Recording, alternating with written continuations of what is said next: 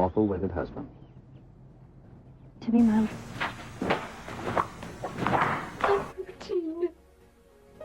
not Barbara Jean's heart. With a tramp like you? Well, I know it hurts being third rate, but aren't you accustomed to it yet? Oh, Robin, I see you. I myself the slut of Springfield! Son of a bitch in heat. I found out myself what love is all about.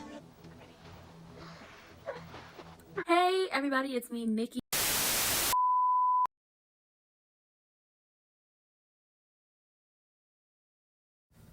So it's after the new year. Let's get into this GH recap and see what we got going on over here. So boom, bam, this, that, and the third. Isaiah comes and sees Sonny on the ground and helps him up, and they're talking about, you know, Sonny's heart and the chest palpitations he's been having, and you know, Sonny tells Isaiah that he was shot in the chest 20 years ago and that his heart stopped. We all remember this. This is this infamous scene where him and Carly are married. He gets shot, and this is the original Carly, and Carly is arguing with the doctors, and she was like, no, my husband's not dead. He's not dead. You better do everything you can to save him. And remember when it was the anniversary of Carly's, we got all the different Carlys throughout the years, and we get the moment between them in the chapel, and obviously original Carly, which is Sarah Joy Brown. She tells him, when your heart stopped, my heart stopped.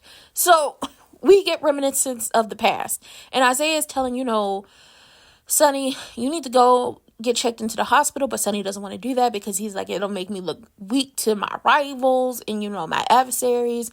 And he swears Isaiah to secrecy. So is Isaiah about to become a mob doctor? Maybe. But he tells Sonny, you got to take a time bomb in your chest. Your heart, you keep having heart palpitations.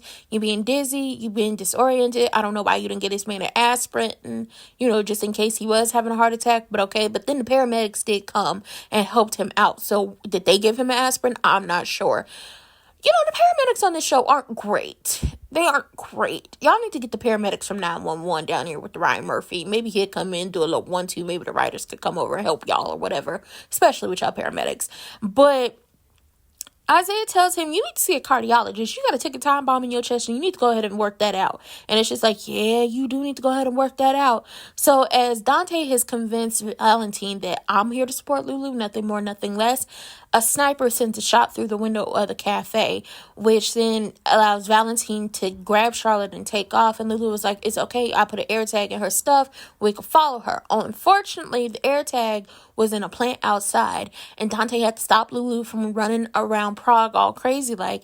And she's just like, everything I didn't want to happen has happened. So she's upset because now there's no way to get in touch with Charlotte again. Or maybe not. We all know. Anything could happen. This General Hospital girl.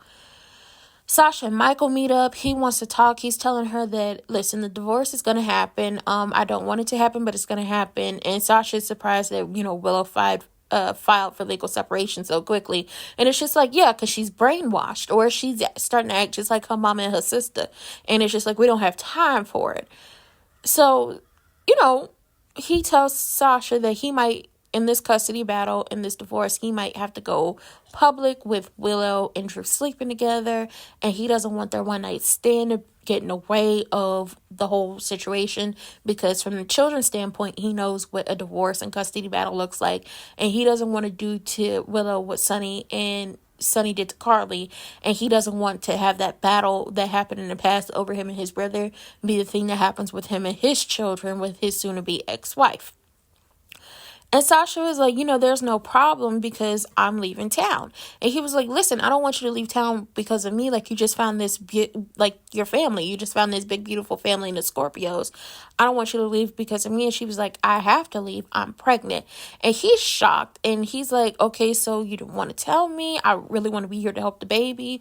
And he was like, this is my kid. I want to help as much as I can. And Sasha was like, but I don't want you to help. Like, you're a great father. Every woman would be, ecstatic to have someone like you help and would be worried that they wouldn't have help.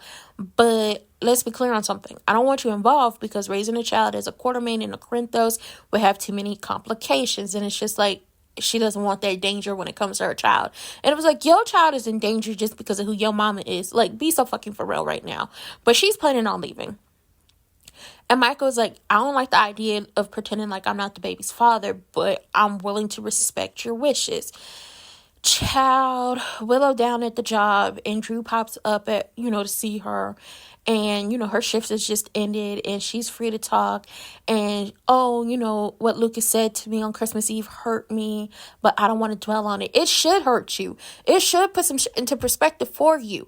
He destroyed his life to give Wiley back to his biological father. Also, he did that.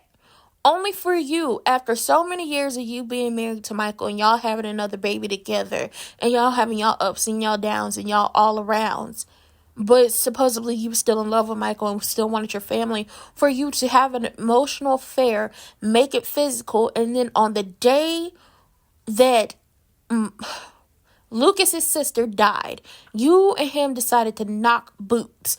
Girl, please. You should feel some type of way. You should feel you should feel disgusting. You should feel like you's a disrespectful bitch. You should feel like you stupid as hell. Like, Michael's not the perfect man. He wasn't the perfect husband. But for you to carry on an emotional affair for months, kiss this man twice, and then sleep with him, and then try to blame Michael and Carly and Lucas and everybody else for their reaction to this disgusting display, you got me fucked up. And Drew was like, oh, I'm looking towards the future, and I suddenly see all these possibilities that I could have never dreamed of before. And it's just like, you are disgusting. And Drew, asked her, hey, would you like to go to DC with me for me to be sworn in? So I guess we skipped the new year, I guess, maybe.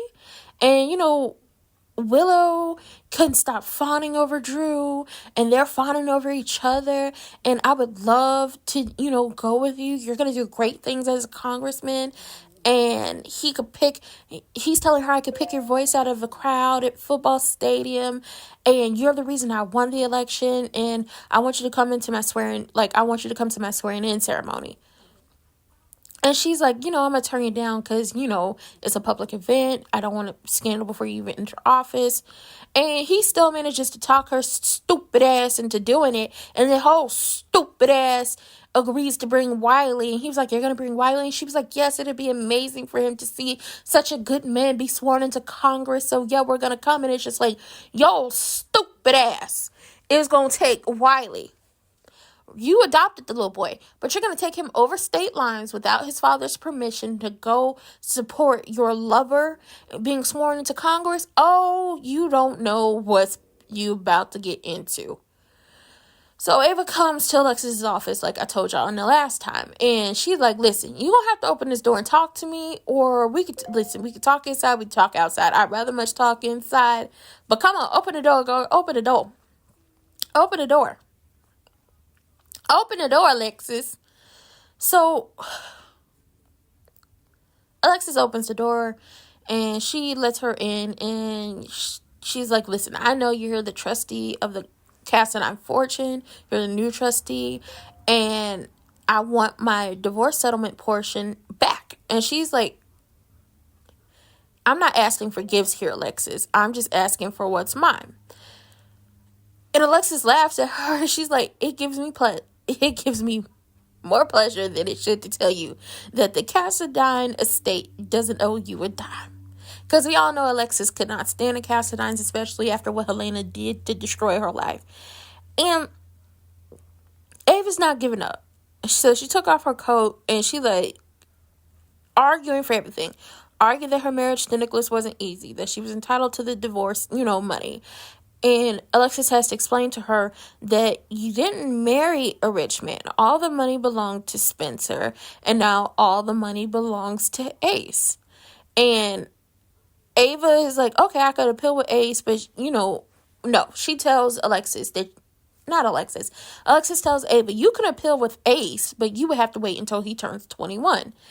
And Ava is accusing Alexis of loving this whole situation. And Alexis says, listen, I must say that it's the only perk in a job I never asked for, because she never asked to be the trustee. The Greek authorities asked her to be the trustee. And Alexis, insisted that the law stated that Ava was not entitled to the money. But Ava's not believing her. And Alexis said, and she was like, Alexis, with all your flaws, you're not stupid. You could figure out a way to help me if you really wanted to.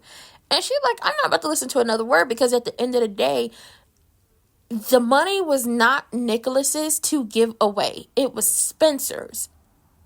And Spencer is no longer here. So the next person it goes to is Ace, because it was Nicholas, and then everybody thought Nicholas died, so it passed down to Spencer. And then everybody thinks Spencer is dead, so now it's Ace. It's Ace's money. Point blank and the period. So Anna ends up popping up on Brennan in his metro courtroom, and she wanted to talk about Valentine being in Prague. And he was like, I had no idea he was there, but she's not buying it. And, Colette calls and tells Brennan that Valentine had managed to escape the cafe with Charlotte, and Brennan hangs up, and Anna tases him, and he drops to the floor.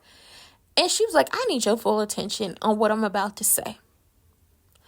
And she tells him Emma came to her with the news that she had met a man with an Australian accent who said that he knew Anna from the WSB. And she says that's the first and the last time you will ever speak to Emma Scorpio Drake. And I was like, child, you done put your granddaughter in the mix of this, and that's not going to be the last time. And Brennan was trying to explain to her, I ran into her by accident. It wasn't nothing crazy, and it was a coincidence. And she was like, Emma is off limits. And it's just like, but didn't nobody do nothing to your granddaughter? She was over there trying to throw her weight around with Jocelyn, trying to make Jocelyn feel bad about, her introducing Cameron to his new girlfriend, and her and Cameron hanging out and trying to screw with her. Now, do I feel like Jocelyn deserves to have, reap what she's sowing, get a little bit of karma for what she did to Cameron? Yes. I also figured that they had to hurry up and break them up because William, who plays Cameron, was going off to college. That's what I figured out with the whole writing situation. Instead of having Cameron go off to college and, get a great opportunity to do something else and be offered more than PCU was offering him, instead of doing that, and then have them break up gradually where he sends her a Dear John letter or something like that, they had her cheat on him with Dex because they obviously had chemistry, and then we just sped through it, and it's just like, okay, yeah, she deserves to get some karma for cheating on him and all that stuff and breaking his heart. But to have Emma, this is like a complete 160. To have Emma, who was normally just like so sweet and so innocent and all had a sense of naivete and was just always so nice to everybody, try to get back at Jocelyn for Cameron is weird, because you and Cameron were cool as kids, but by the time y'all became teenagers, you weren't hanging around the crew because your mama and your daddy had moved you to California, and then you weren't really that type of friend. And also, where the hell were you when Spencer died? We ain't see you then. But yeah, this Emma's gonna get on my nerves. I truly believe she's gonna get on my nerves. And I do believe all the trouble that is about to happen with the younger people on the show is going to be because of her. It's going to be because of her. I have a sense and a feeling that it's going to be because of her, and I don't have the time or the energy. And it's like, your granddaughter already got expelled from college. Please don't try it. Anna sitting up here tasing people over this child. But hey, she your granddaughter, you're going to do whatever you can. I can tell you this, she's the opposite of her mama. I know that. She's the definite opposite of her mama. But child, Valentina took off again with Charlotte. That's a mess. Ava still trying to, convince Alexis to give her the money back. And it's just like, it wasn't Nicholas's money to give away in the first place. So what you gonna do? And Sonny needs to go ahead and get that heart checked out. Because as Carly told him before, when your heart stopped, my heart stopped. And I'm going to need you to go and get that checked out before it stops again. But with that being said, that was it. That was all I had more to give y'all. I hope y'all enjoyed it. I hope you come back for another GH recap. And I hope this was as thorough as I possibly can get. Because Willow's stupid ass is about to take Wiley across state lines to go see her lovely being sworn in. And that is when they're going to raise all types of hell. Girl, you just don't know. You just don't know the type of hell you done welcomed in your life. Because not only is it going to be coming from the Quartermains, it's going to be coming from the Spencers, it's going to be coming from the Corinthos, but it's also going to be coming from your own mother. Because I believe even Nina's stupid ass is going to have an issue with you taking Wiley over state lines to go see that man be sworn in. Oh yeah, this is about to get messy as hell. But with that being said, like, comment, subscribe, turn your post notifications on, and share me with your people. Don't forget to hit the links in the description box down below. And I'll see y'all for the next one. Bye.